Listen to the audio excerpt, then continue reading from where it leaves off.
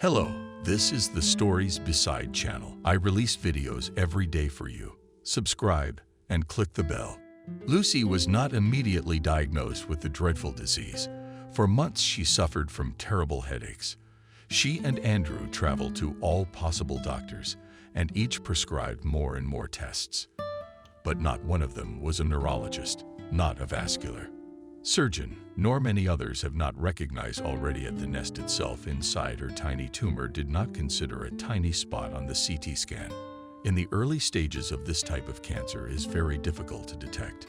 An experienced surgeon told them later, as if justifying his hapless colleagues, "If you had come to our center 3 months earlier, we have very good equipment." So now asked him Andrew, sitting opposite, swollen from sleepless nights' eyes. "Now we'll see how your wife reacts to the chemotherapy." At this stage, the sarcophagus is no longer operative. Unfortunately, for one prolonged grief, Andrew was not himself. He didn't understand why they were doing this to him. Why a young woman full of strength, who had not even become a mother yet, should suddenly leave this world in the prime of life because of some monstrous neoplasm that's been lodged in her brain from nowhere, spreading its poisonous tentacles like an octopus. And most importantly, why does it have to be his wife? You have to believe. Suddenly, he heard the doctor's voice. "We have to believe in the best. It's the only thing we have left. And you tell me that. You're the leading expert in your field." Andrew was furious. A world-renowned scientist, a successful researcher, an innovator, the author of many scientific papers. "You think I brought my wife to you to hear this? Yes, for such a result you might as well have gone to any illiterate witch doctor." Andrew was already shouting, standing up from his chair and shaking his hands furiously. "Please, calm down."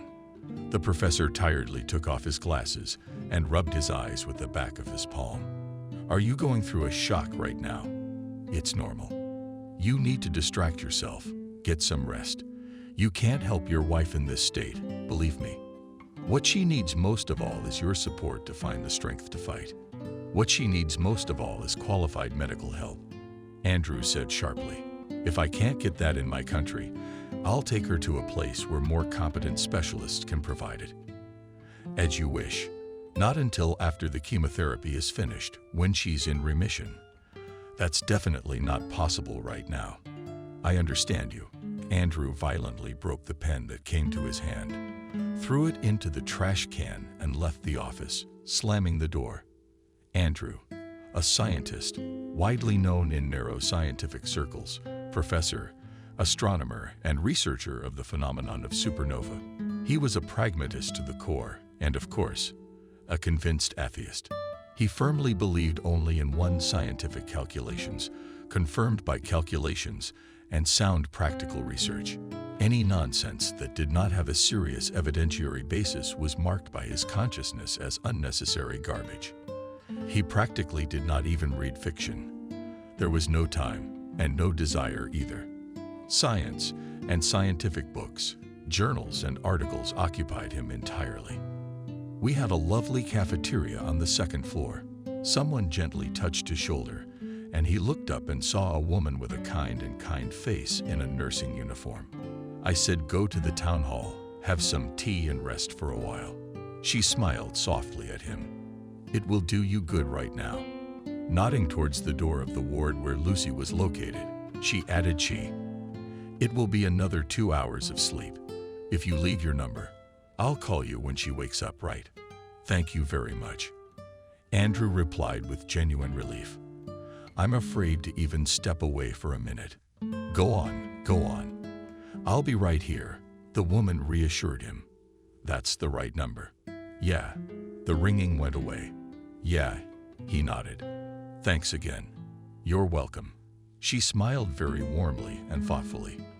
Reaching the elevator, Andrew found that he could not remember where to go, what floor she had said. Looking up at the dashboard, he saw, glued, and a sheet advertising that Very Terry's Coffee.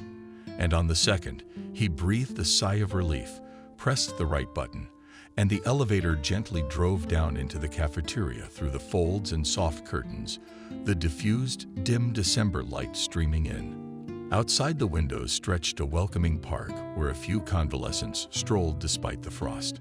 So, the chances are still there.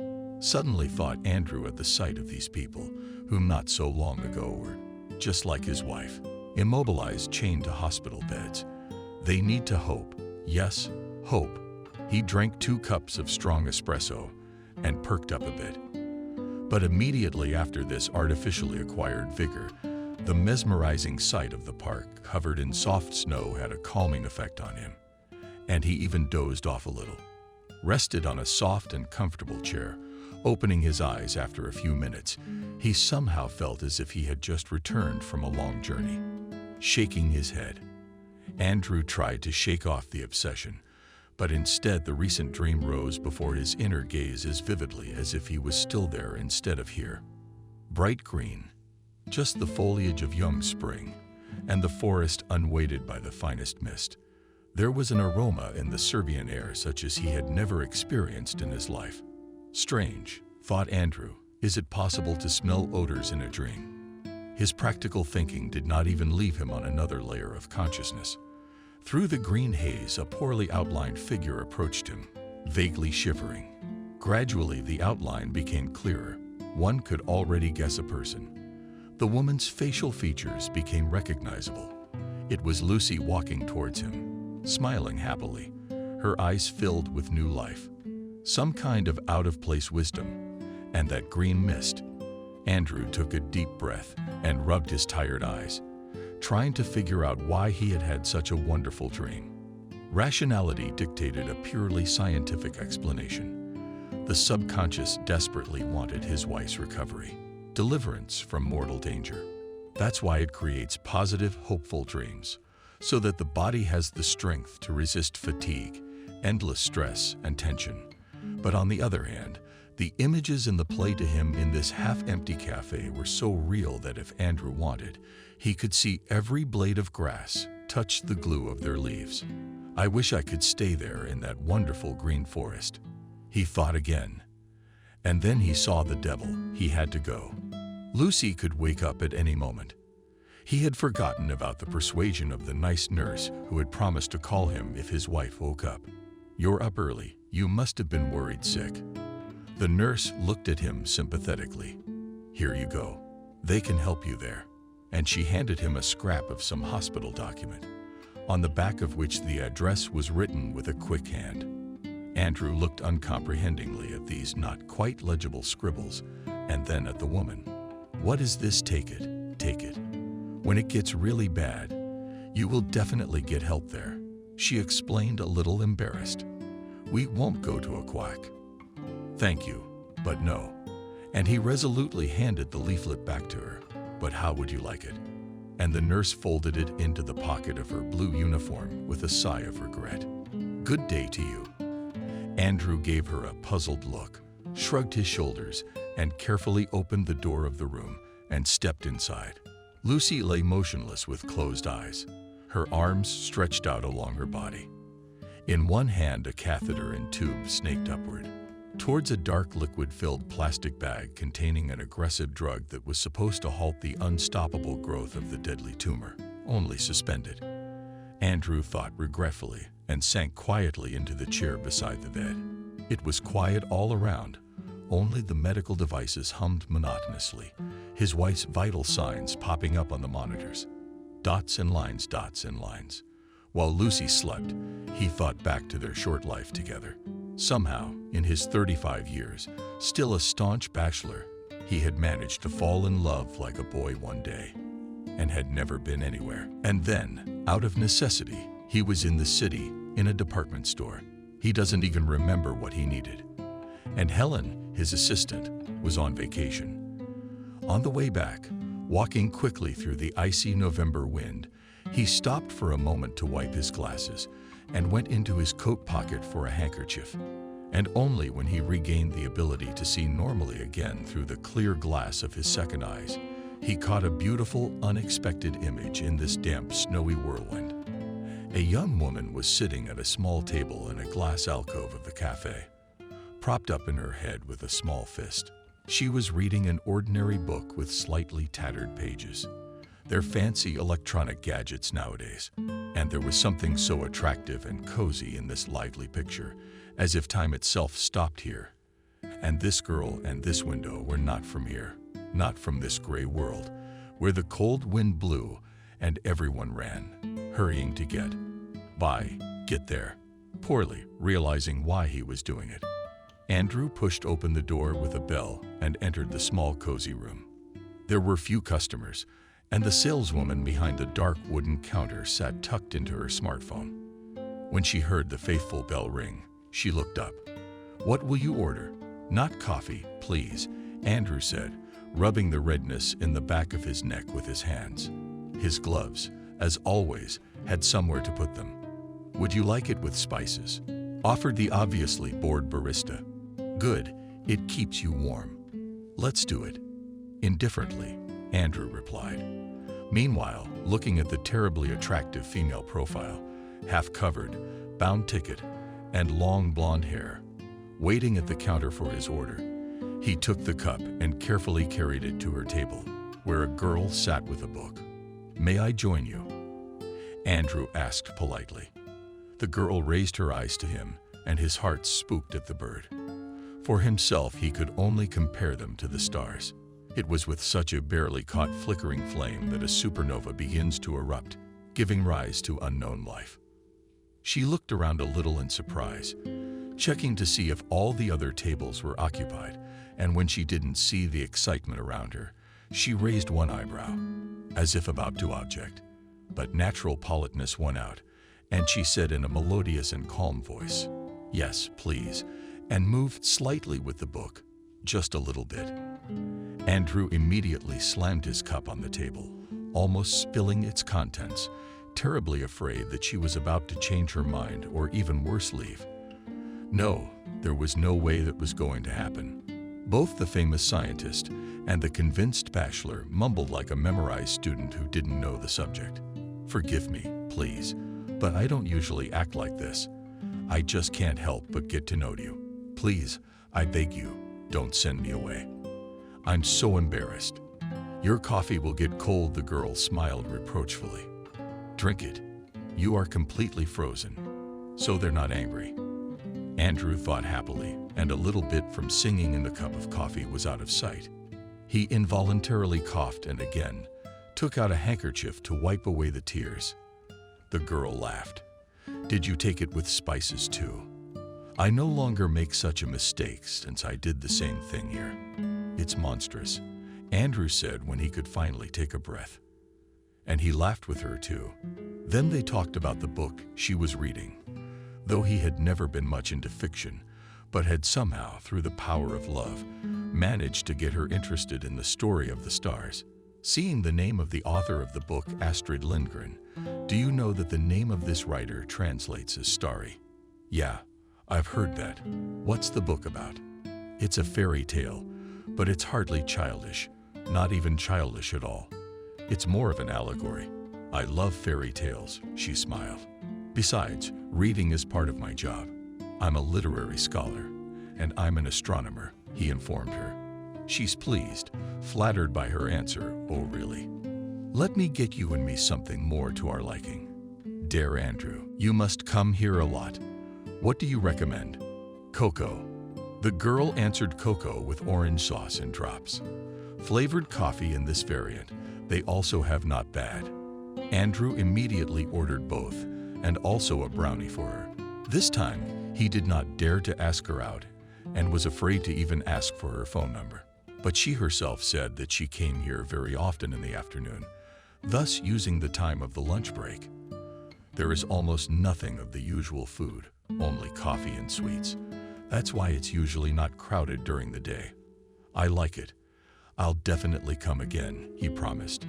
And she left, and he remained seated at a small table, cursing himself for his indecision. He should have picked up the phone, gone to see her off.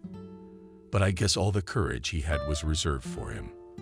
That day ended having exhausted its reserve for many past lonely years. But a few days later he came here again and saw her at the same table again. It was as if nothing had changed. It's snowing again. Again, the frowning, gray sky, and people rushing around outside the window. And she hadn't changed a bit. Only the book is different.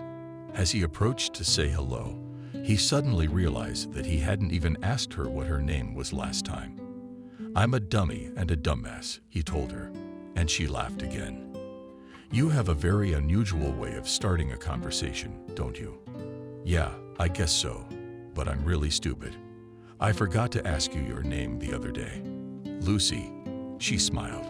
"About you, Andrew. But my few friends call me Kevin." "At least to him." He chuckled. "About you and me." "Andrew, really?" He suddenly felt almost like Superman. He squared his shoulders, held his head up high, and with a little courage asked her out. "Okay, without any quibbling," she agreed. "Where are we going to go to the stars?"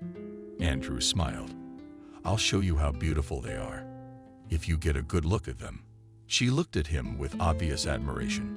"You'll let me look through the biggest telescope in the biggest telescope," he assured her. "And then you and I will have dinner in our university cafeteria. I assure you, the food there is very good." That's how it began, and now it ends cruelly and unfairly. Lucy, his sweet angels who never did anyone any harm, is now dying in the sterile ward, and he can do nothing at all to help her. Andrew's thoughts about his own powerlessness and the injustice of the deadly disease and fierce outbursts of desire to change something. They alternated with each other like the fever and chills of a feverish patient. Here he really became unbearably stuffy, and he took off his warm woolen jacket, remaining in a thin jacket, and left the room. The nurse who had offered to help him would be in touch, on the contrary, came in as if waiting for this moment, and within a few seconds, looking at the affectionate face, the patient slipped into the pocket of his jacket crumpled and a piece of paper with a crookedly written unknown address. As expected, the severely undergone chemotherapy didn't yield much results. And then, having raised money from wherever he could and couldn't, Andrew took a vacation at his own expense and took his wife to Israel. Exhausted and given to transparency, Lucy indifferently accepted the optimistic assurances of the doctors there that here we will definitely help you. Andrew, on the contrary, was in an elevated, confident mood, and the new hope blossomed in him like a well-rooted rose shoot. By the end of their stay at the ultra-modern luxury clinic, however, it was quite clear that the promised roses had bloomed.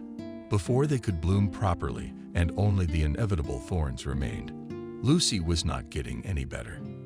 And some of the uplift she had experienced in the first week under the influence of the latest powerful drugs was quickly rolled back. Science still does not have, unfortunately, sufficiently reliable means of treating cancer.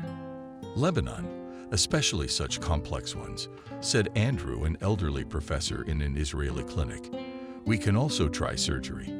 Our specialists will be happy to take on your case. We will even allocate a grant, since we have, among other things, a research center. What do you say? Andrew sighed heavily. Asked you can't guarantee a 100% successful outcome. To my deepest regret, the doctor shook his head. Then I must discuss this possibility with my wife, Andrew said firmly.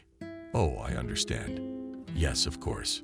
Lucy categorically refused the operation in her eyes, where before a pure supernova star had hung. Now all that was left was an indifferent emptiness. I want to die at home, she said, barely opening her lips. Take me home, Kevin. Andrew dropped his head into his palms and cried thinly, pitifully, like an abandoned puppy. Please don't.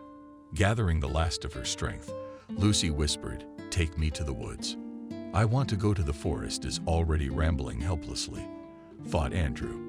But aloud said, sure, honey, sure, you hang in there. At least you're not in pain anymore.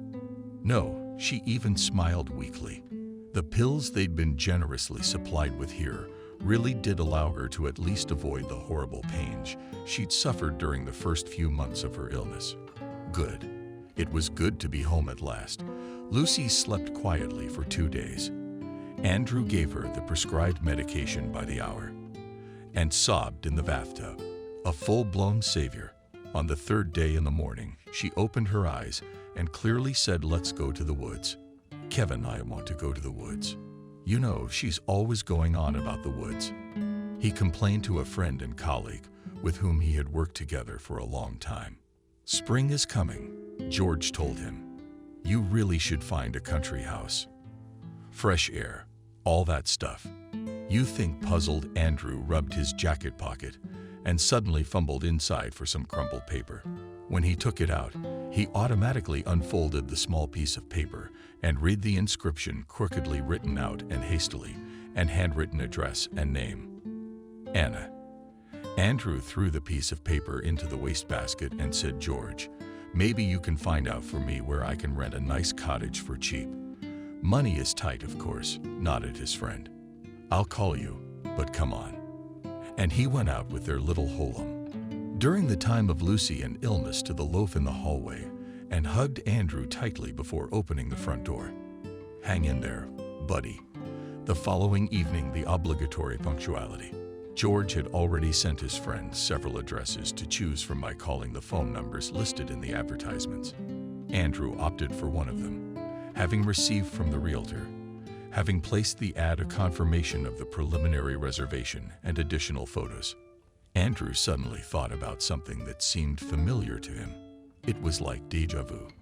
After pondering for a bit, tells back and forth across the room. He stopped in surprise, remembering something, and reached into the wastebasket. "Where is it? But where is it?" There, and unfolding the discarded leaflet, he read it again, and then again at the message from the realtor.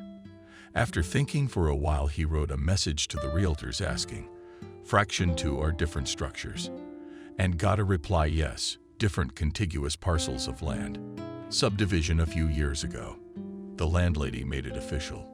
"I'm sending you the cadastral plan and a link to the public map." Further, the relevant documents were attached. Andrew clamped his mouth shut in surprise. What coincidences do not happen, and went to pack. It was only a 3.5-hour drive home, and they would be there. "Honey," he called Lucy, "you and I are gonna go to the woods like you wanted. Do you hear me?" His wife's eyes opened, and the hints came to life. "To the woods?" Yes, I'll be getting ready now." "What should you take?" weakly asked Lucy. Fairy Tales by the Brothers Grimm. By evening, they reached a small village, surrounded on all sides by a pine forest. Late March brought a light, warm breeze, and the setting sun golden fluffy coniferous branches. Somewhere dripped icicles, and a pitiful cry of some late bird. Good Lucy, carried by her husband from the back seat of the car to the wheelchair, opened her eyes wide and sighed deeply and calmly. "Thank you, Kevin. Let's see where we can fit in here." Thrilled, Andrew drove her to the entrance of their intended abode. The realtor, whose car was already parked nearby, walked out to them on the high-powered driveway, smiling cheerfully. "All right, here we go. Let me show you around." The house was nice, clean, and pleasant inside. It smelled like untreated wood. Lucy was still showing some interest in what was going on, and Andrew was perking up too, having completed the necessary paperwork with the female realtor, who happened to have power of attorney from the landlady. Andrew settled up with her, and she left, quite pleased with the chatty clientele. Lucy asked to take her out for some air, and Andrew put the stroller on the large veranda converted to the house, where the warm spring sun was still present with an edge. "How good is it?" repeated Lucy, putting her face under the soft rays of the sun. The calm Andrew, leaving her, had the window to the house ajar so he could hear in case of anything, and fiddled with things. When he came out on the veranda about 15 minutes later, he found his wife in the company of some unexpected grandmother. She was leaning slightly over Lucy and putting her big palm on her head. "Who are you?" Andrew asked her sternly, cursing himself for not closing the gate behind the realtor. "Good evening." The grandmother said hello politely, as if she hadn't heard the displeasure in Andrew's question. "I'm your neighbor, Nina. What do you want here?" Andrew kept coming. "My wife is ill. She needs complete rest." "Kevin," suddenly said Lucy, "why are you doing this? Do you need anything, darling?" Leaning toward her, her husband asked her affectionately. Yes, she nodded. "Invite her inside, please. I want to meet her. And it's cold out here. Get to know each other." The amazed Andrew couldn't believe his ears, but he didn't argue, as long as his wife was satisfied. "Let's go inside, please," he invited the old woman. "I'll put the kettle on." "All right." The neighbor went as if to her home, confidently went straight into the kitchen. "I brought you some herbs from the neighbor to brew into tea. It's very useful." "No, thanks," talked Andrew out of it, but Lucy interrupted him. "We made Kevin's tea. It smells so good." He had to obey again, although he liked it less and less. Nina, meanwhile, went around all the corners and from somewhere got cups, sugar, and even cookies. "The treats are fresh. I just baked it yesterday," she informed him. Andrew takes a seat at the table next to Lucy. To the mute question, amazed at the man, replied, grinning, "It is me the house is standing. My grandchildren built it, and they themselves have been traveling abroad for no use to me. I send them money from the rent. They don't want to sell it yet, and I myself over there behind the fence live." And she nodded at the window. We're surrounded by cherry in the dark, still lace thickets, saw a simple wooden house. And it came to Andrew, and he gave a sigh of relief, but the same was again wary. What about the power of attorney from the granddaughter? She's the owner of this house. And Nina poured fragrant potion for everyone. "It's nice here. It's really nice." Lucy has been saying that simple word since she arrived. "Thank you." Nina nodded and moved the cup to her. "Drink up, sweetie." After drinking, taking tea and discussing minor household matters, the old woman walked away around the yard. Andrew watched her through the window. Here she is already at the gate. Here pushed the deck, goes along to the 5th fence. Then she disappeared from sight. And here already on the porch of her low cottage, she turned around and waved her hand as if she knew that he saw her. He involuntarily smiled and slightly raised his hand, wanted to wave back, but immediately realized that she could not see him and laughed softly. There was a rustling and a sound from behind, and Lucy, riding her wheelchair to the window, touched his arm. "Are you okay?" From surprise, Andrew could not finish the phrase. Her strength has long been not enough even to hold a spoon by herself. And here she drank tea on her own and was even able to press the lever button. It's miraculous. It's nothing short of miraculous. Good. She smiled back at him. "Put me to bed, please. I'm tired." "Yes, yes," he hurried, turned the stroller, lifted Lucy over the threshold, and carried her to the bedroom, where the bed was settled new. Aromatic on the smelling, too, of some kind of grass. Bedding. "I'm going to lie down on the couch here." He opened the door to a mixed room with a stove table and upholstered furniture. Without undressing, laid down on the roof with a spiky plate lying next to him, and immediately fell into slumber. Early morning met them, so palpably caresses the golden rays of the waking sun, which in the capital is not from time immemorial. Lucy ate her breakfast with appetite, a boiled egg and a bun with jam, and even drank coffee. Andrew had brought the coffee pot with him. After breakfast, she again asked to be taken out on the veranda. This day passed without guests or visits, and it went on like that from there. Silence, peace, pine air. No TV, news, newspapers, or phone calls. Once in a while, Andrew went for groceries to the nearest village store. That was it. He, having agreed with the management, worked right here, wrote a report for the soon-to-be scientific conference, and some other small things. On warm evenings, he and Lucy looked at the huge low stars. There's Orion, Taurus, the Big Dipper, and this is the one asked her to visibly cheer up. In the past 3 weeks here. Yes, he agreed. And over there is the most beautiful tour. Lucy said dreamily, "You know, if you and I had a son, I'd name him Arthur." That's a beautiful name. Andrew smiled sadly and looked at his wife, all with the same love as on the first day of their acquaintance. Recently, they received a call from the doctor. Andrew rejoiced and began to tell about the noticeable improvement in his wife's condition. But the doctor, having listened to everything with obvious regret, said that the latest tests were very disappointing. "How long does she have left?" in a low voice, asked Andrew, who understood something in all these lectures about a month. The doctor said regretfully, "Maybe 2. However, Lucy did not look dying at all. She even began to get out of bed in the morning, taking a few tentative steps to the stroller. And her appetite was good and, most importantly, excruciating. The pains had stopped. Lucy no longer took pills and slept peacefully at night. "Unfortunately, the remission will soon be over," the doctor said.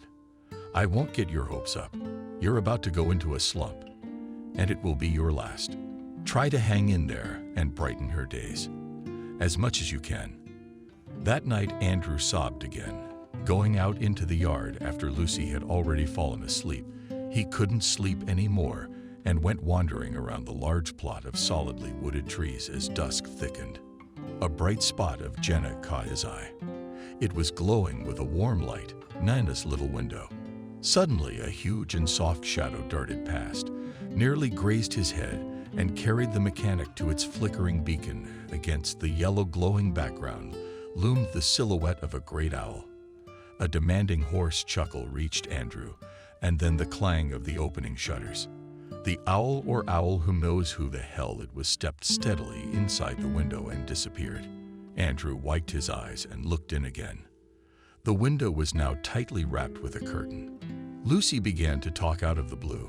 Just waking up one morning and not recognizing her husband, her mother asked her questioningly, and added, "Why did it take you so long to come in?"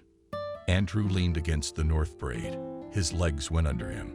"A couple," he said with Laura's desperation. This very slump the doctor had spoken of progressed rapidly, and in 2-3 days, Lucy had become unrecognizable. Her eyes drooped out of bed. She couldn't get up anymore and almost stopped talking. As luck would have it, I got a call from work and was asked to come right away. They had to sign very important documents for the upcoming conference. Andrew wanted to send them all away and almost decided to do it. But then George called back and persuaded him to come. "Buddy, you've been waiting for this for several years," he told Andrew. "You'll be sorry for yourself later. Laura is dying." "Treacherous sobs," Andrew said. "She's gotten worse again, but you're still alive." George said quietly, "You have to live for her. I don't think she'd want you to bury yourself with her. Let's leave tomorrow morning. One wheel here, one wheel there. You'll be back by tonight. But how am I going to leave her now?" Andrew paced nervously around the yard. "There's no one here but me. I can sit." Suddenly, a voice came from behind him. Andrew flinched and almost dropped the phone. But when he turned around, he saw that it was Nina coming up the path leading from the gate. "Just a minute, George," he said, and put the phone down. "Would you really be able to stay with Lucy tomorrow night?" "Yes." The old lady nodded. "I brought you some pie. It's a treat. Thank you." He took the plate covered with Leanie's towel and told George he'd be there promptly an hour and 6 to his own. And Andrew got through the business in what seemed like half an hour, and without talking to George for a minute, rushed back to the car. That methyl premonitions had in his chest, and he drove like a madman, almost without looking at traffic lights and road signs. Strangely, but he was never stopped once, and Andrew reached the dacha even earlier than he had planned. The closer he got, the worse he got. Laura flew into the house. He ran into the bedroom. Nina, sitting beside the bed, didn't even turn around. Andrew, all cold, and slowly came closer, just in time. She whispered and put her hand on Lucy's forehead. Suddenly, like a switched-on mechanism, she opened her eyes abruptly, completely sensible. She looked at Andrew and said in her old, clear and melodious voice, "Goodbye, Kevin. Don't cry for me." Then she looked around the room as if searching for something, and staring through the window panes with a murmur sighed. The hands that lay along the bedspread trembled, and she blinked twice and closed her eyes. Lucy, he stepped toward her, unable to believe the inevitable.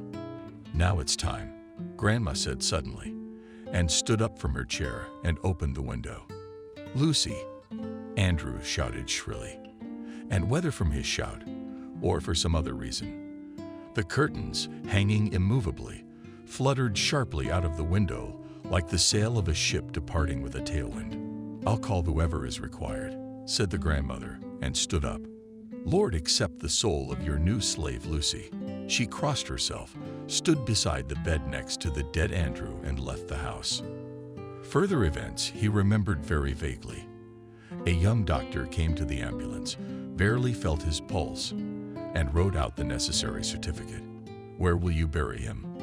Nina, experienced in such things, was always hanging around, and he, indifferent to everything, didn't mind at all. It was all over now.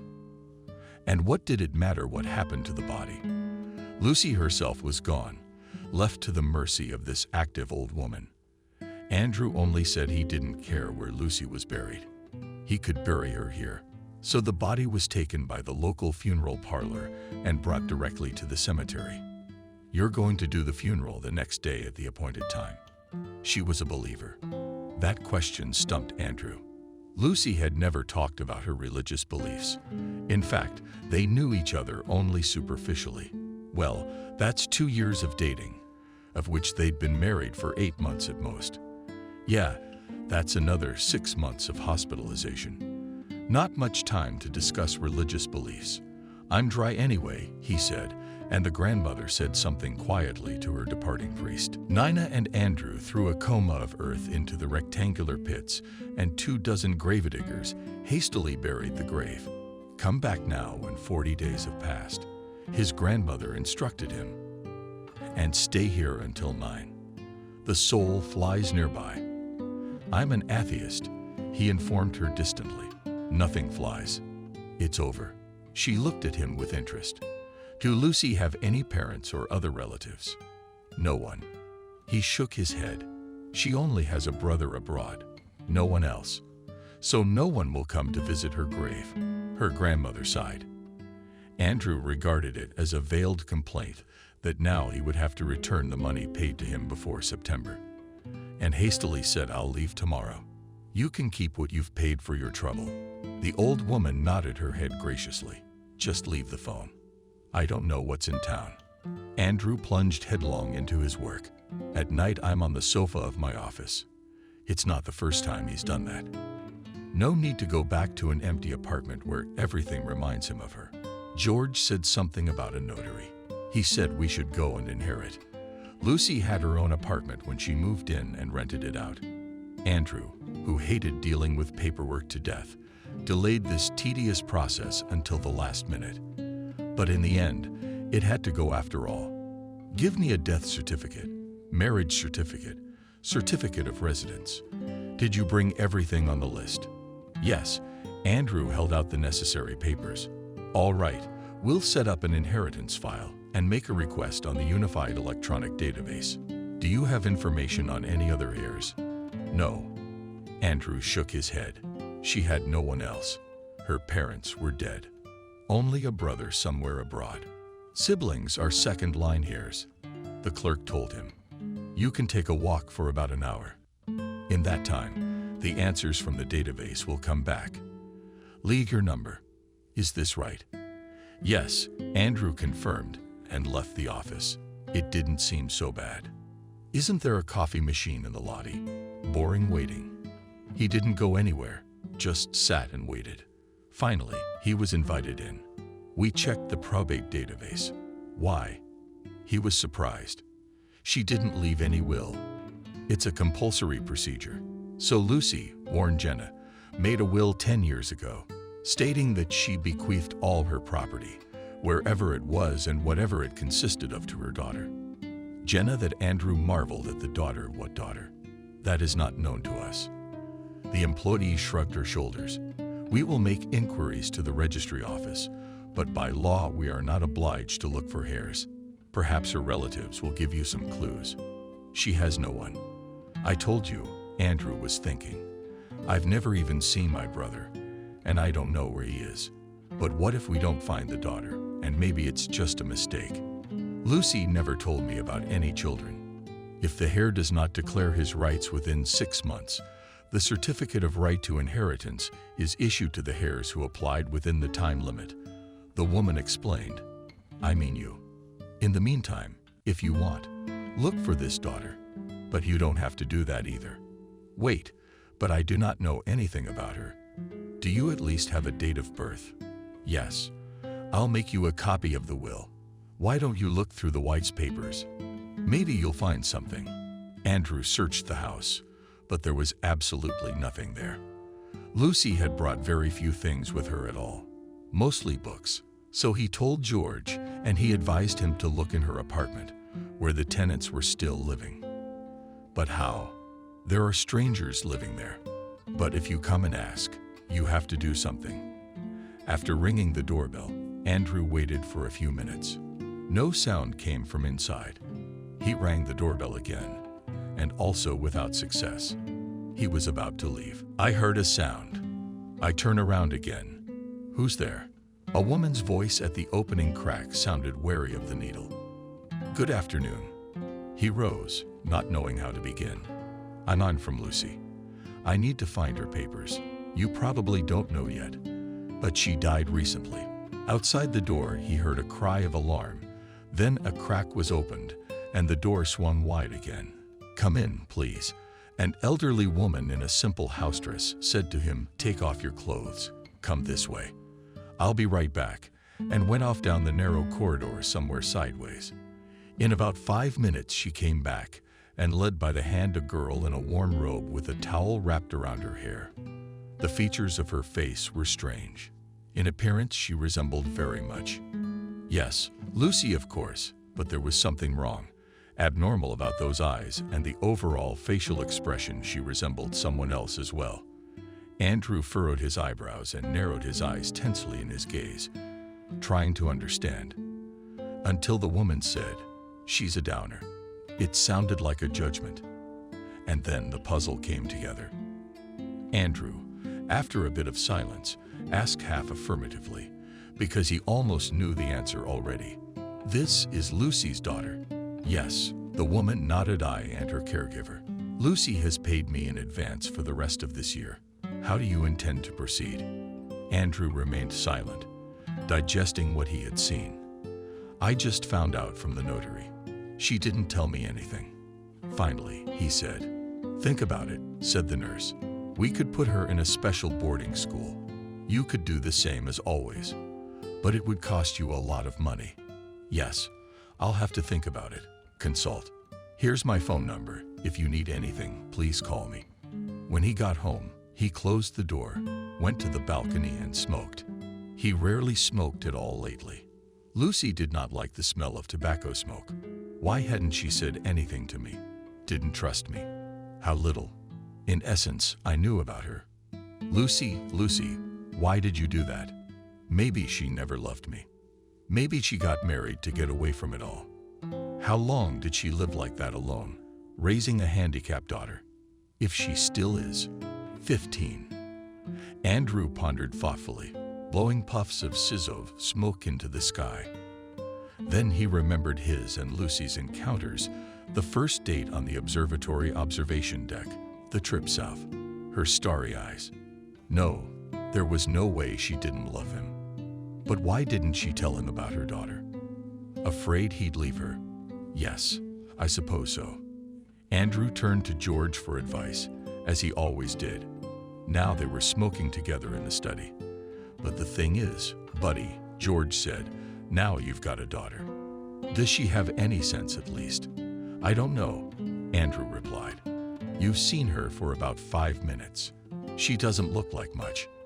The best thing to do is to put her in a special boarding school, sell the apartment, and pay for her upkeep. I thought about that too. But at the notary, they said you'd have to get a guardianship first, and her property can be disposed of only through the court. But that's such a hassle. George can just leave it the way it is. They'll pay the caregivers. What are you, a millionaire? George grinned. Do you know how much it costs? No. Andrew shook his head. It'll take your entire professor's salary, George told him with conviction. Quit screwing around and hire a lawyer. Let him handle it. You'll pay a fee on the sale. But things turned out differently. A few days after that meeting, Nana called. Nice man. You forgot something. What? Surprised Andrew, who still seems to have not grabbed anything. The book, a letter in it I didn't read. Of course, it fell out and started to catch my eye. Looks like Lucy wrote it. I'll be there tonight. Andrew rushed to the car and, cursing Moscow traffic jams, dragged himself along the clogged Friday for a long time until he got to the right highway. He got there only closer to 10 o'clock. Nina, having heard the noise of the cars coming by, came out to the yard. Let's go to that house. I don't have a device for today. She took out a quadruple folded sheet of paper from her pocket, and Andrew, eagerly grasping them, began to read them hastily. Dear Kevin, by the time you read this letter, I'll be long gone. I don't think we'll ever see each other again in this life. It's ending for me now. I know that you are completely crushed by this grief that has come upon you. I'm sorry I've caused you so much pain. You don't deserve it. You're a very good man. Kevin is the best person I've ever met. I, on the other hand, deserve everything that's happening to me right now. You finally have to know the whole truth about me and what I've done with my life. And not only my life. There were blurry wet spots at the end of the page here, and Andrew's heart clenched painfully at the sight of them. And on the back it continued, when I was 16, I met a married man, and we had an affair. I knew what I was doing was wrong, but I couldn't help it. It was like an obsession, but I'm just making excuses for myself, like I always do. So soon I realized that I was pregnant and left for the city from the small village where I was born and grew up. In addition, before leaving I had a fight with my mother, who raised me all my life alone. I told her all sorts of things I'm ashamed to remember. And she died of a heart attack right after I left. I didn't find out until years later. My daughter was born with Down syndrome. Severe. She's 15 now. All these years I've lived. I wish death would come and put her out of her misery. What is there to live for if you don't even know who you are? But instead, death came for me. And rightly so. After all, I've caused my loved ones nothing but pain, including you, Kevin. By the way, my daughter's father, Jenna, was also named Kevin. His wife cursed me when she found out about us. Such a bitter mockery of fate. Forgive me for not telling you everything when I had the chance. I was afraid. Please understand. If you knew what I was really like, you wouldn't even look in my direction anymore. And I just wanted to spend a couple of years being loved in peace. The thing is, I've known about my diagnosis for a long time, ever since I met you. Back then, a doctor told me I had 6 to 8 months to live. But when I got to know you, the disease seemed to recede, and I briefly believed in a miracle. Forgive me if you can. Now, about business. In my apartment, all the documents in the top right drawer of the room. The apartment long ago bequeathed to the light, in case she outlives me. Since that's almost happened, please rent out the apartment and take Jenna somewhere outdoors away from NY. With them, me and the proceeds from the rent money for a house. Let her live out her life where there is fresh air and peace in the country, and a caregiver is much cheaper to find. NY apartment rent should cover all expenses for a long time. Jenna is not a burden on you. People with this diagnosis don't live many years. When she's gone, you can sell the apartment. I checked with a notary. If you don't say you know about my daughter, don't show her papers. They'll put the apartment in your name right away. You're my legal husband, and then the will would be invalid. I know you will do everything as I ask, my dear, loving you with all my heart. Your wife, Lucy. Andrew took a deep breath and folded the letter into his pocket. He was in so much pain he could hardly breathe. Come on, I'll pour you some tea. Nina walked quietly over to him and touched his shoulder. Yes, which is good, let's go. Andrew flinched as if from a blow, and obediently followed her. The kettle was already boiling, a fragrant herbal steam rising on the cup. Andrew breathed in that enchanting, soothing aroma, and he felt a little better. Any more? Nina asked, when the first cup was finished. Yes, please. He moved the empty ones to her and unexpectedly for himself began to tell the mistress of the forest resort about the recent events. She listened silently, attentively, never interrupted him, only nodded. Sometimes she smelled his head. Bring her here, she said. When I finish, I won't charge much, and we'll find a nurse. We got half the village unemployed. We could even get two. We could switch. It's hard to deal with diseases on the head. They talked for a while, discussing the details of Lucy's daughter's impending relocation, and Andrew was about to drive back. But the grandmother said to him, grumbling, "Where are you going while it's so dark? I'm getting bored. Our roads are dark here. You'll hit a ditch. You'll be dead before you know it." Andrew nodded with relief, agreeing, and indeed, why should he go back? Who's waiting for him? Now he was alone again, and he would probably stay that way for the rest of his life. To unwind a little, he went out on the veranda and smoked, looking at his favorite stars. As Lucy had said, in his last days it would be a good idea to name his son Arthur. And indeed, mentally Andrew agreed with her. An astronomer couldn't think of a better name for a child, though who names children like that? It would be funny, and you can't pick up a diminutive name. Then he threw the cigarette butt into the grass with annoyance. It was not enough to think about their diminutive names, non-existent children, and immediately regretted his action. Why did he litter here? Unhappily, he stepped down from the veranda, wandered in the darkness between the pines, looking nowhere in particular, only the lighted, as always in the evenings, window. Nina caught his attention again. Shoving his hands in his pockets, he watched the shadow of the hostess move slowly behind the curtains. Apparently, she had the kitchen there doing something at the table. Here is a nice, dense shadow. The old woman disappeared and appeared another tall, slender in the basement on her head shawl, but not as usually do grandmothers, not under the chin. Andrew was covered with cold sweat for some reason. That's how cancer patients get involved when their hair falls out. They start straining their eyesight to the limit. Into his eyes without knowing why, trying to get a better look at this woman, whose shadow flickered in the distant and low window. But she appeared for 2 minutes and then disappeared. Then the lights went out, and everywhere became equally dark and silent. Only the night birds screamed longingly and shrilly to the ear. There was an owl nearby. What's going on there? In that little house, Andrew thought. It comes in on foot, then some women, apparently, also sick. But what do I care? I've got enough to do now. Strange, but despite his grief, and this is, in general, only an outline of me and his sick daughter Lucy, who so unexpectedly entered his life. He felt neither anger nor annoyance. On the contrary, there was someone who needed his help, and this person was not a complete stranger. It was his favorite woman's own daughter. Andrew somehow felt that Lucy had written in despair and mortal longing that she wished Jenna's death. She didn't really think so at all. She loved her, of course.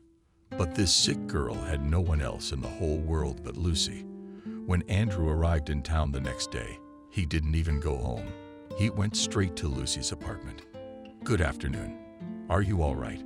he asked the nurse who opened the door, just like last time. "Maybe you guys should get something. Bring something back." "Really?" She was happy. "Then I'll write it down." Andrew entered the apartment. Jenna came out into the hallway. She was looking at him, and as if at the same time she was looking past him. She had a strange, unfocused gaze. "Hello, Jenna," I said to Andrew, affectionately. "I know your mom." The girl looked at him shyly, tilted her head, and smiled slightly. "Mom?" "Yes, yes." Andrew smiled at her too. "Your mom. Soon you and I will go to the woods. It's nice there. The Christmas trees are growing well," echoed the girl. "Here, if it's not too much trouble." The nurse handed him a note. "Thank you very much. I can't get away from her sometimes. She misses her mother especially now. She's always looking out the window, waiting." "What do you do if you have to go out?" Andrew was concerned. Well, I give her situational. I leave her in a locked room. It's all done so she doesn't hurt herself. That's usually when she falls asleep. Almost immediately, the caregiver is forced to be in the apartment with the patient all the time. It was really nice to have someone to talk to. How long have you been with her? Just like that. Oh, it's been years. The woman waved her hand. And since Lucy, she hesitated, choosing her words. Since she moved in with you, it's been almost constant. Lucy wanted me to take Jenna out to the country. She wrote me a letter, said the caregiver Andrew. I've already found a suitable house in the Smolensk region. It has everything you need. You just pack her things, please. When will you see her? The woman splashed her hands, not knowing whether to be happy to be rid of a heavy burden or saddened by the separation from her ward. I do not know exactly, but in the near future. Are you going to rent the apartment or what? Probably for now, Andrew answered. So maybe you can recommend me to the new tenants. I can clean up. It's a deal, he promised. And as he left, he said, Jenna, don't miss me. I'll be back soon. And she, smiling shyly, waved awkwardly back at him. A few days later, as they traveled by car to the village, Jenna was cheerfully lively. Like a small child, she was happy to see the rapidly changing cityscape, the big trucks, and then the wide fields, the long flights. Lakes, rivers, and bridges delighted her. Literally everything. And when she saw a herd of cows, she almost threw her nose against the glass. Andrew only laughed, looking at her naive joys. Closer to the village, when they had already turned off the highway onto a narrow road winding among the woods, Jenna suddenly began to shriek minutely, either anxiously or joyfully. Mommy, Mummy, how can I explain to her that her mother will not come to her anymore? Sadly thought Andrew, would she ever realize it? The road turned to dirt and began to nettle fine rain. The birds were silent. Only sadly whistled still the chaffinch, always changing, is. No wonder in song to the weather. Andrew, as agreed, stopped the car near the gate and got out to call Nina. Sit. Here I am now, said he light, and opened her side window so she wouldn't be so scared to be alone in the car. The nurse, in handing over the girl's things, had warned him of some of the peculiarities of her caretaker. Opening the gate, he walked down the path to Nina's cottage and knocked on the door. She immediately came out as if she had been standing outside the door. How was your trip? Oh, nothing. We're fine. Andrew turned around to walk back. And then he saw Jenna opening the unbolted gate. She had somehow climbed out through the open window or even managed to open the car door. And now cautiously looking around and even seeming to be afraid, like a frightened animal, she was walking towards them, sometimes quietly shrieking howls.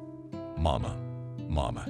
She calls her that all the time, especially when they were approaching. Andrew sighed. Meanwhile, the girl, having approached them at arm's length, stopped.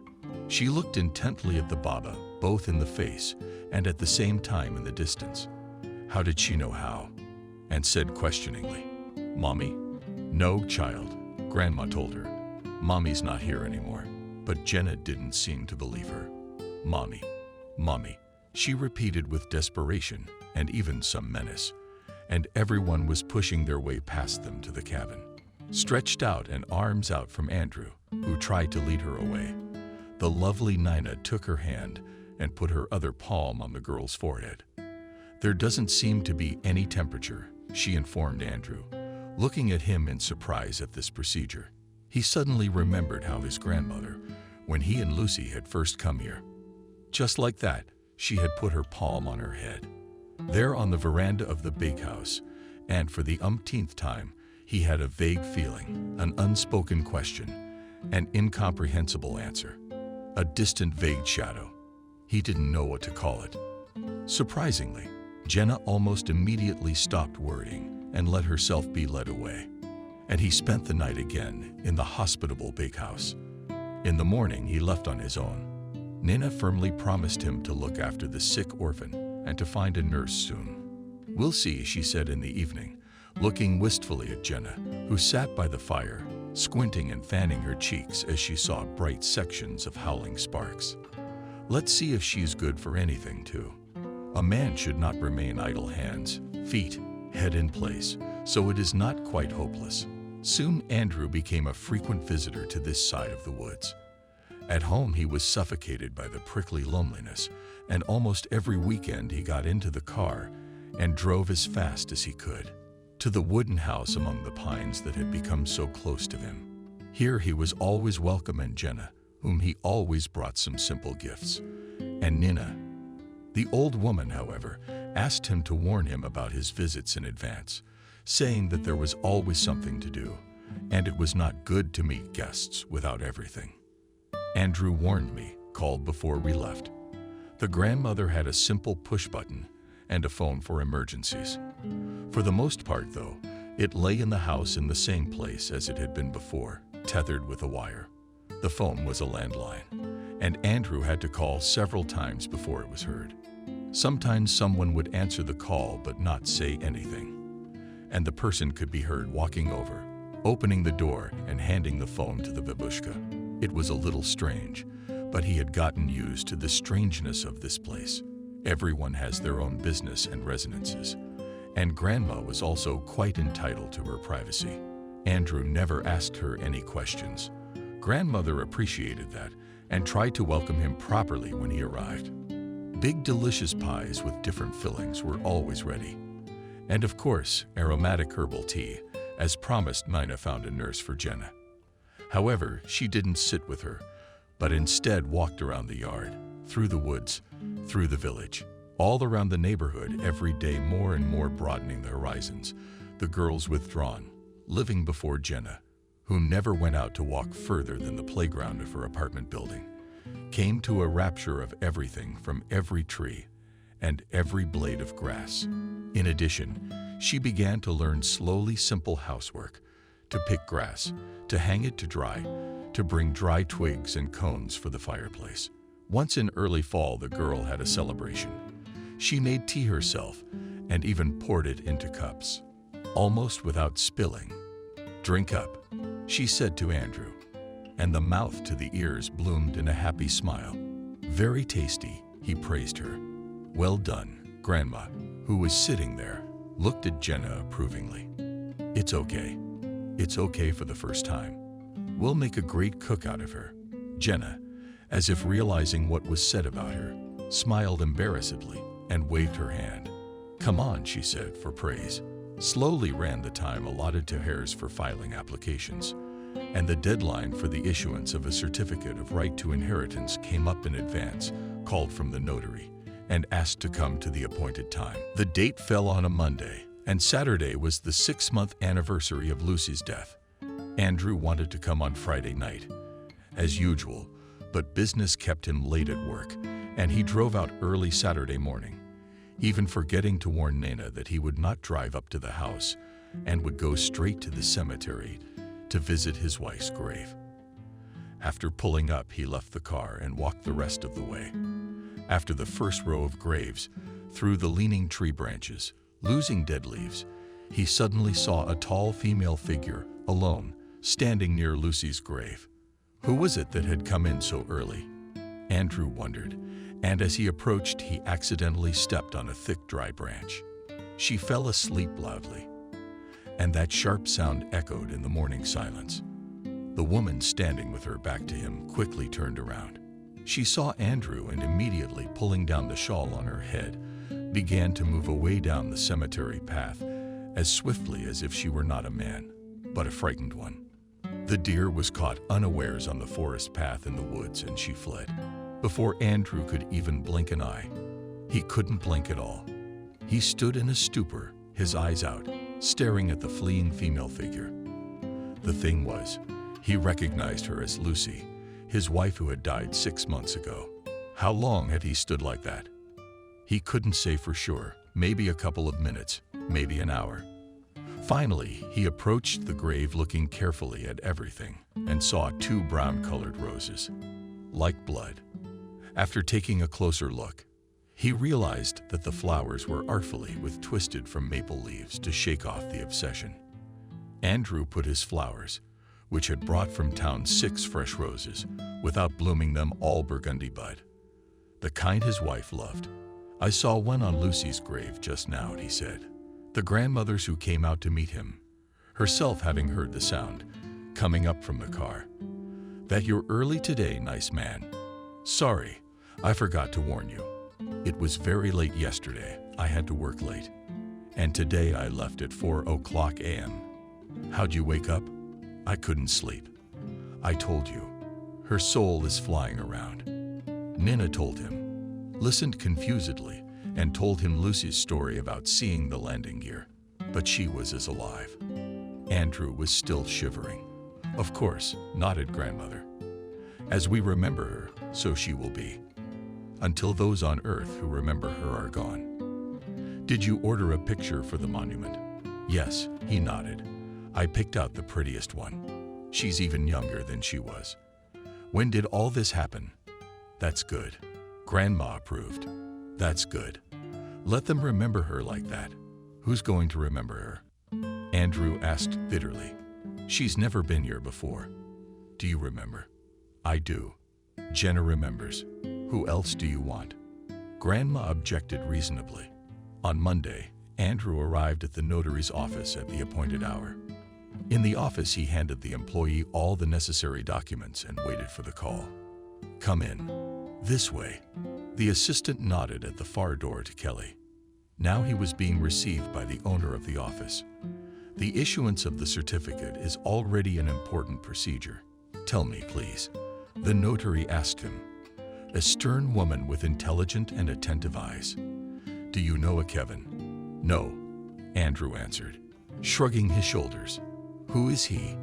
The day before yesterday, 2 days before the deadline for acceptance of inheritance, he filed an application in the inheritance file. Here you can read it. She handed him a copy of the document. It came in the mail. This citizen claims to be the father. Jenna is the birth daughter of the deceased and Lucy. There's no proof of parentage attached to the application. But since it's filed, we must suspend the certificate of inheritance. You see, he asks for this in his application and indicates that he intends to go to court to establish paternity.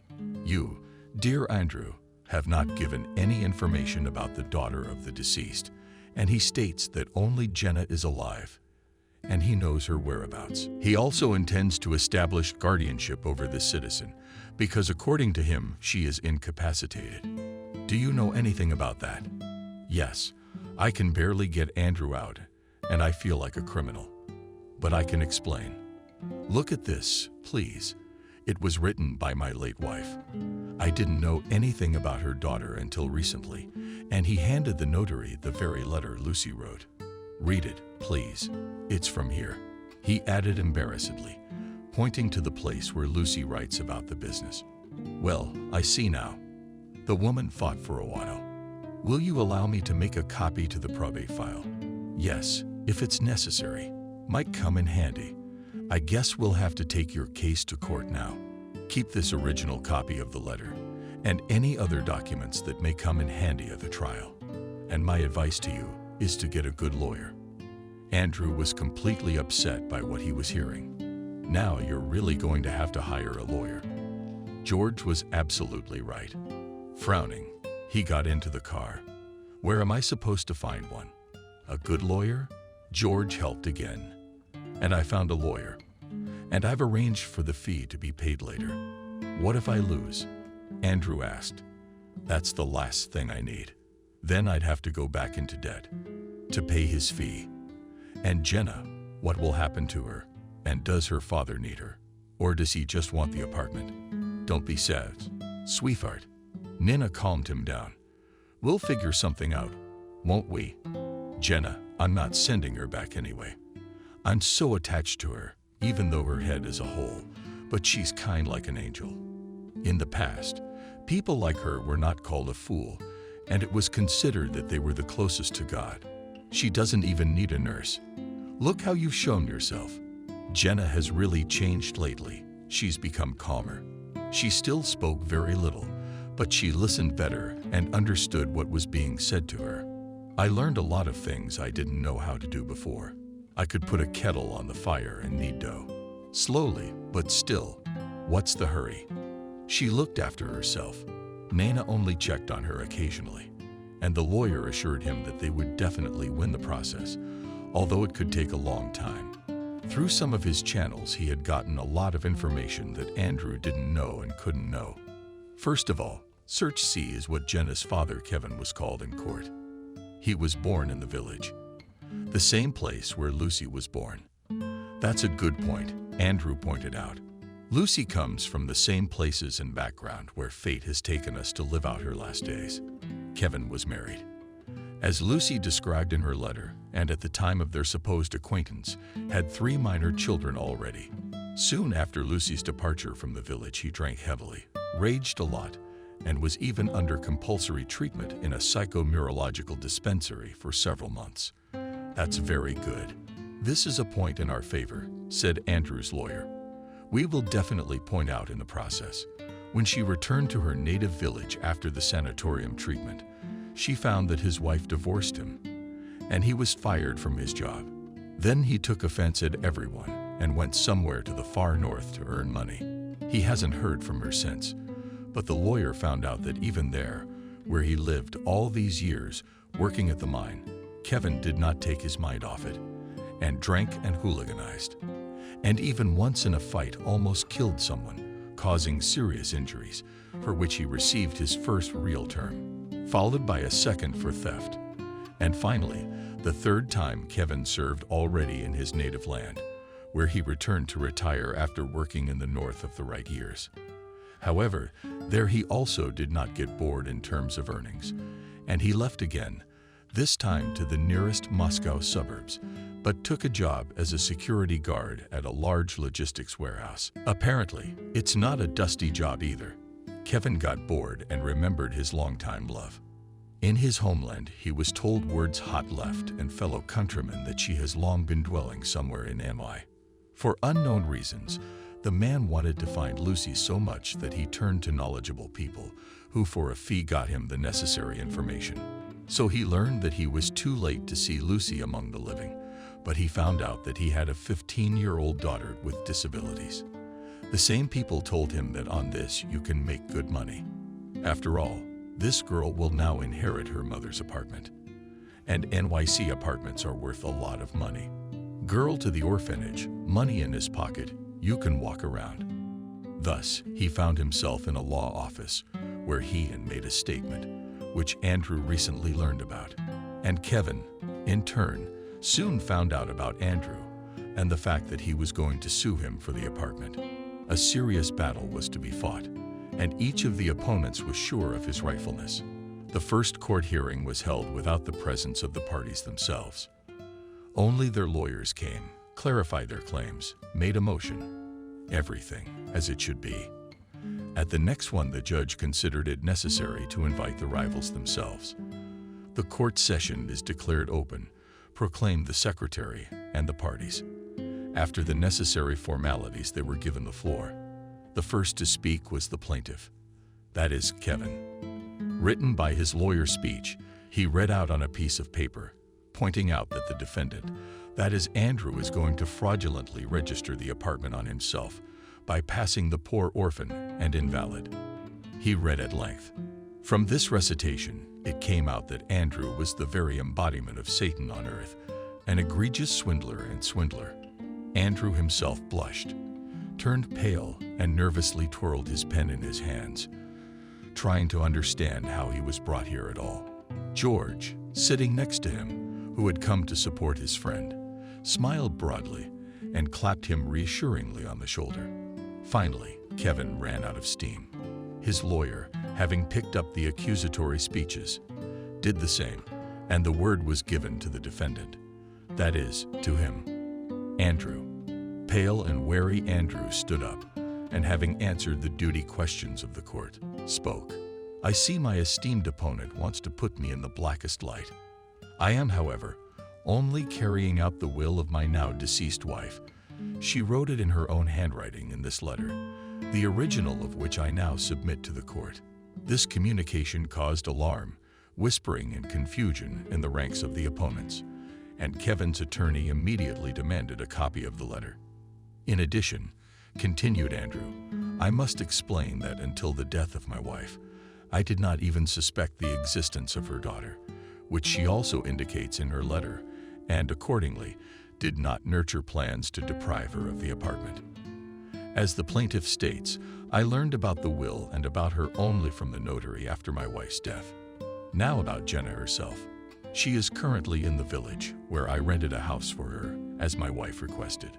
In her last letter to the girl there, they are well taken care of by the owner of this house, and I rent the apartment to have something to pay the rent of the house and other expenses for Jenna's upkeep. As you can see, I'm just carrying out my late wife's will. That's all. The judge nodded and told the clerk to write everything down in the minutes. The floor was then given to the attorneys to ask the parties questions. Lawyer Kevin asked, if you were so concerned about Jenna's welfare, why didn't you declare her to the notary? Didn't you bring the documents to register the apartment for her? I didn't have any papers. I told you I didn't know anything about her, but later you found out about her, and you came to get the certificate yourself. Andrew hesitated. You saw what the wife wrote. She didn't want the apartment to go to Jenna. She was afraid of being ripped off by crooks. Besides, they explained to me that you can't do anything with an incapacitated person's property without the consent of the guardianship authorities and the court. Any other questions? The judge asked. If not, I will give the floor to the counsel for the defendant. Attorney Andrew stood up and asked the following question, dear citizen Kevin. Explain to us why you are now asking the court to establish your paternity with respect to citizen Jenna. Jenna, to protect your daughter's rights, Kevin answered proudly. Let me ask you, have you ever seen her in your life? No, said Kevin without embarrassment. I'll get the papers and we'll get to know each other. And what are your intentions regarding her upkeep? Where will she live if you are her guardian? I'll put her in a specialized institution where people like her are well taken care of, Kevin promised. What will happen to the apartment? This question made Kevin hesitate, and the lawyer whispered something in his ear. We'll sell the apartment, and the money will be used to support our daughter. Good, the lawyer nodded. Are you aware that you will have to submit quarterly reports on these expenses to the guardianship authorities? If, of course, they will even authorize this sale. But the plaintiff couldn't answer anything. And the judge marked something in the sheets in front of him. This session is closed, the secretary announced. The next one will be held, and gave the date. And there were many more sessions. Just like Andrew, the lawyer, said. In the end, the court made this decision to appoint as guardian of the minor incapacitated Jenna. Jenna. Citizen Andrew, the apartment located at the address. To recognize the common share ownership of Jenna. Jenna and Andrew, in equal shares each. Both Andrew and his lawyer were satisfied with the decision, but the question of payment of fees was still open. In the end, they agreed to pay off the debt in installments from the rent on the apartment. Finally, all this red tape was finished. Andrew could hardly believe in this happy deliverance. So many months had passed. It all seemed to drag on forever. Fall had ended, winter had passed, and spring had come again. The very time in which Lucy had passed away last year at the end of April would be the one-year anniversary of her death. Tired of endless trials, Andrew was on his way to his favorite pines after a long break. He was carrying a very special gift for Jenna, very much hoping that she would appreciate it. Making the last turn off the highway, Andrew caught himself thinking that everything around him was just as beautiful as it had been last year when he and Lucy had driven here for the first time. And the sky, and the sun, and the pines, and the glistening in the distance. The thin ribbon and the river that had a beautiful view from these elevations. But only Lucy was gone. Tears came to his eyes, and he stopped the car, unable to drive any longer, got out, slammed the door shut, and decided to walk a little way amongst it. The smoke of something smelling magnificent to calm down, wandering amongst the centuries-old pine forest. Where would his eyes go? He came to a clearing framed by a relatively young growth of large trees. Birches and willows and alyosha grew here, and they're interspersed with low, fluffy pines. At some point, Andrew felt that he had seen all this beauty long, long ago, just like here and now. He strained his memory, and the memory obligingly told him you are inside again, before the outer dream. Remember that time in the hospital cafe? Look again. And Andrew looked and saw bright green, just cursing the leaves of a new young spring. And they were flying. A fine mist. There was a fragrance in the Serbian air such as he had never felt in his life. Strange, thought Andrew. Is it possible to smell odors in a dream? His practical thinking didn't even leave even on another layer of consciousness. Through the green haze, a poorly outlined and vaguely trembling figure approached him. Gradually, the outline became firmer. One could already guess a person. The woman's facial features became recognizable. It was Lucy walking towards him, smiling happily, and her eyes were filled with new life, some kind of out-of-place wisdom, and that green mist. Andrew shrieked and awakened from this newly arrived to him tediously sleep and wiped his eyes. Is it possible to sleep in reality? For here he is standing on his feet. He looked around. There was no one on the green edge of the forest, and only a fresh, gentle breeze swayed the tree branches. He took a step and suddenly stepped on something lying on a green ear. That's what Andrew said out loud. It's Lucy's book. Where did it come from? Leaning over, he picked up a small volume by Astrid Lindgren. The book didn't look damp or tattered. If it had fallen through here somehow since last year, there wouldn't be much left of it under the snow. And Lucy never walked here. It's too far from home. There was no way they'd come here by car, much less in a wheelchair. Andrew stood in deep thought, clutching the book in his hands.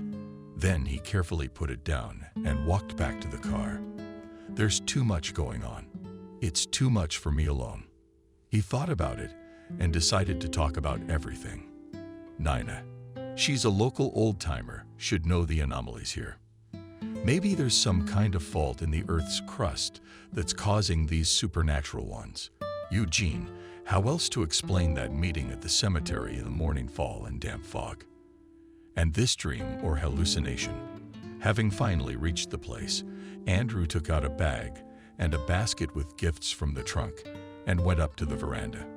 It was already waiting for him, and a table was set with pies, all sorts of spreads, with a kettle behind Andrew's emergency entourage. The girl was glad to see her friend after a long separation. Hello, sweetheart. He gently hugged Jenna. How well you're speaking now. It's true. She is making progress with pride, Nina informed him. And I have a surprise for you, Andrew said, placing a basket in front of her. What is it? Smiling happily, the girl asked. What's in here? Open it. Don't be afraid. Andrew rubbed his hands together happily. But come on, she carefully, barely breathing, took off the moldy lid and let out a thin and delighted cry. Oh my God. Nina stood up from her chair. What on earth is in there? And Jenna laughed and pointed inside the basket, but she didn't dare take out what was in there. Let me help you. Andrew went over and pulled out a small red puppy orange.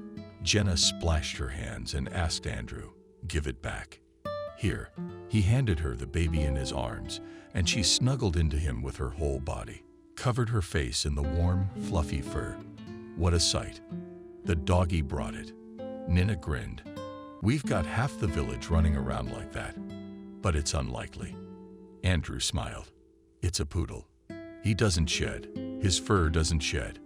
You can get useful tactile contacts with a warm living creature from a branch. It's scientifically proven. Well, if scientifically pretended, respectfully remarked Nina, and looked at Andrew proudly, as she said, orange. Good for you. She got it right.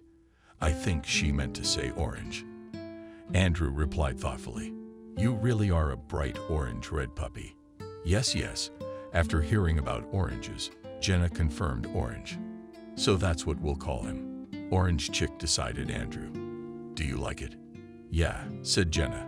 What did she mean by extreme admiration? She'd been fiddling with the puppy all evening, and her eyes lit up like bright little stars. Oh, it's a shame Lucy can't see it. She was tired of feathers and had her head in her hand. Andrew sat at the table, already almost completely spitting up his nose. What a pity. Go to bed, sweetie. Grandma got up from the table. The dishes were being cleared away. Jenna, help. Leave the dog and leave it. The girl obediently came over and began to carefully move the plates and cups closer to the sink. You, Kevin, come to me tomorrow morning. Suddenly, the grandmother said, along. Andrew was surprised. And this name in the dwelling, and this unexpected invitation. How long had he lived here? She'd never once invited him into her house. She always came herself. On the contrary, if he showed up, she would go out into the yard and shut the door tightly. And now, please, come to the house. Yes, Grandma confirmed. Early only at 8 o'clock. But that's only early for you, she corrected herself. We get up around 5 in the summer. And Jenna too. Andrew was surprised. Every day. No, she doesn't, grinned Grandma lazily. Yeah, well, let her sleep is good for her. Andrew, who never realized who else Nana meant. Speaking, we nodded and went to sleep on his couch in front of the fireplace, and Jenna retired to her room and took the oranges with her. As he fell asleep, he could hear them happily counting something. Jenna in her sometimes obscure dialect, and the orange on the puppies. Then Pine Spring morning had washed long before Andrew awakened, and now smelled fresh, clean, and tolerant with the fragrance of newly awakened life.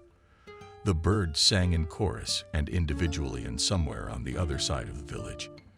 There was the prolonged mooing of the herd leaving tacks with the shepherd. There was such a calmness almost palpable. You could take it and slice it like a pie. Knock, knock. He knocked gently on the low and gray door. And Grandmother opened it again at once, as she always did. And it's you, she said, behind her the door, and stepped out into his yard. But no, nothing changes here. Andrew laughed to himself. Called to visit, and she does not let you on the doorstep. And I did not call you to visit, as if reading his thoughts, said Grandma. Let's go, and beckoned him after him. They passed between huge pine trees, then farther, and suddenly found themselves on the very edge of the forest, where yesterday he had seen a strange dream for real. You know I did yesterday, Grandmother whispered, putting her finger to her lips. Wait, Andrew, not understanding anything, stood next to her. And then yesterday's dream repeated itself. Lucy was walking towards them through the green fog again, just like in this amazing dream. Andrew involuntarily glanced at the grandmother. Did she see the same thing as he did? Nina stood smiling, looking straight ahead, and Lucy kept coming closer and closer to them. She was already a few meters away. He could already touch her with his hand. He forcefully squeezed his eyes shut, trying to get rid of the obsession, and heard a melodious, smooth, and so familiar voice. Hello, Kevin. Already the auditory hallucinations had begun. He thought and opened one eye cautiously. The vision had not disappeared. The dead Lucy was standing in front of him, smiling as if she were alive. Her hair was shorter than it had once been, but much longer than it had been during the last months of her illness. It just wasn't there then. And Lucy had tied up her handkerchief. Here she reached out her thin pink hand and touched his cheek affectionately. Andrew shivered as if from an electric shock. Stop that, please, and pitifully forgot like a little puppy. Vision got worried. Kevin, please, it's true. Don't be afraid. Please stop this torture. He sank to the ground, wrapped his arms around his head, and swayed from side to side like a Chinese dummy. Mommy. Suddenly it was heard, from far away and closer. Mommy, Mommy Jenna, daughter. Andrew cautiously raised his head and saw how under the running Jenna power cycle Lucy herself like a little puppy. What it was with a trembling hand he led in their direction. Dumbfounded, looking at the Baba Nora standing next to him. She's not dead, the woman replied. I cured her. Cured her, he was shocked. Cured her.